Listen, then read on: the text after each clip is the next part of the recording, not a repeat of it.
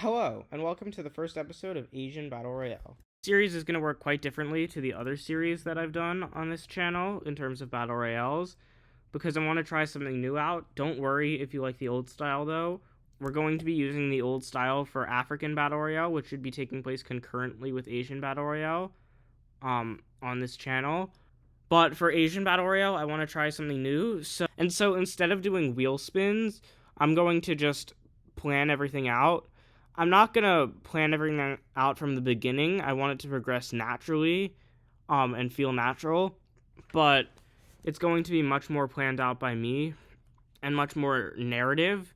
So I want to see if this series does better than African Battle Royale. I'm going to fully switch to this. If it does worse, then I'll keep with the old system, but I think this series is going to be a lot better, so definitely keep watching. So the first thing that actually happens is going to be, because all pre-existing relationships break down, North and South Korea are actually a lot closer to each other than they were before, and that actually leads to them holding a meeting in Tokyo in which they discuss reunification. The problem is that Kim Jong-un is still the leader of North Korea, and he's still crazy. He doesn't hate South Korea anymore. They can't agree on anything, and the relations will get slightly worse. But both sides are now actively seeking reunification, which I don't really think they are in real life, even if they claim to be. So that's an interesting development. An even more interesting development is happening over here in Bhutan, which is this country that I'm hovering over. And if you've watched this series before, you know that's not a good color for a country to have, because both China and India seem to be lining up troops on the border of Bhutan.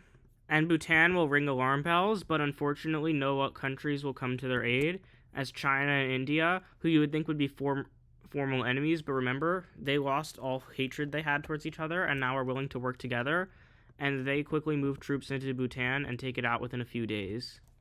And Bhutan has been fully erased from the map by China and India. Shortly following this, Nepal will ring alarm bells as they see that the troops that were formerly in Bhutan are moving through India and China to go into Nepal. And once again, no countries will step up in support of Nepal because they all fear China and India too much. Both India and China will move their troops into Nepal, and very quickly Nepal will succumb to their forces. And just like that, another country has been removed from the map. The cooperation between India and China to divide up their mutual neighbors is getting a lot of countries scared, especially Myanmar, who in this timeline just got out of a civil war that probably was going on during the beginning of this episode, and really would not like to be split up by India and China. So the president of Myanmar will go to a bunch of other Asian countries that are scared of India and China, and she will create the Mustard Yellow Alliance, which is called the Anti-Aggression Alliance, or AAA. And quick to join this alliance are Sri Lanka, who was getting afraid of being invaded by India, as well as Bangladesh, Mongolia, and Vietnam.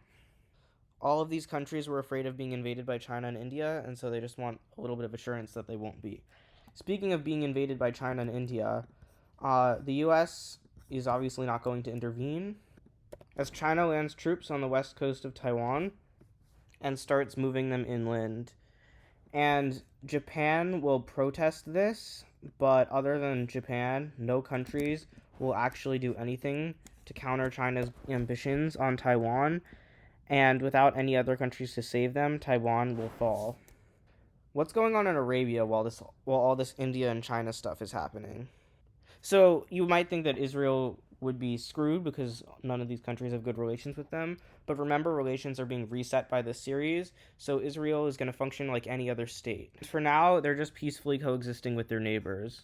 However, not all Middle Eastern countries are going to be so peaceful. Specifically, Saudi Arabia and Iraq will invade Kuwait, and unfortunately for Kuwait, they stand no chance. And these are the new borders of Kuwait. Iraq and Saudi Arabia have divided them up. And shortly following this, Iraq and Saudi Arabia will grow their alliance even closer together, signing a pact that they call the Arab Accords, which is supposed to be an alliance between which is in theory supposed to be an alliance between a lot of Arab nations, but in reality is just an aggressive alliance. This might be one of the most ironic things to ever happen. But there's two countries in the region that kind of see this Arab alliance as a direct threat to them, and they'll actually, ironically, team up with each other. And these countries would never have teamed up if it weren't for the resetting of relations. But Israel and Iran are going to become pretty close allies, signing their own official pact that they officially call the Middle Eastern Peace Pact. Meanwhile, more Arab nations will join the Arab Alliance, including Lebanon and Qatar, although Qatar probably only joined it because they were forced to.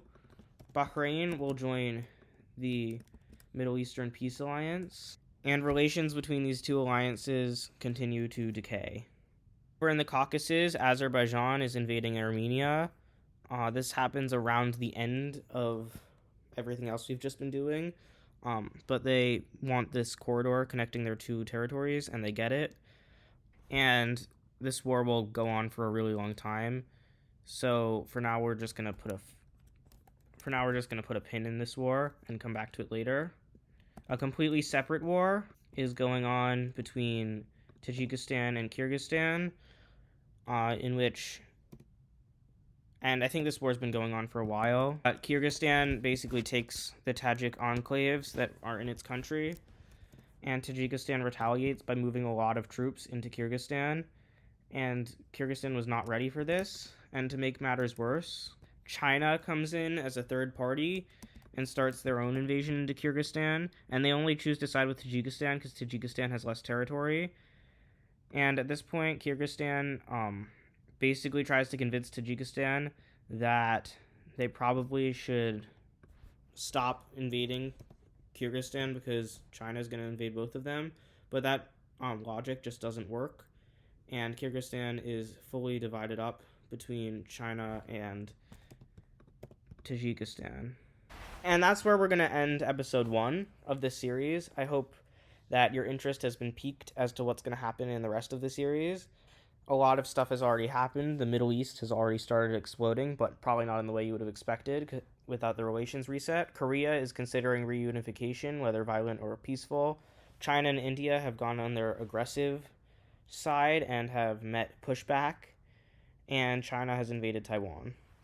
If you enjoyed the video, make sure to like and subscribe so you don't miss it when the next one comes out. And with that, thank you for watching, and I'll see you next time.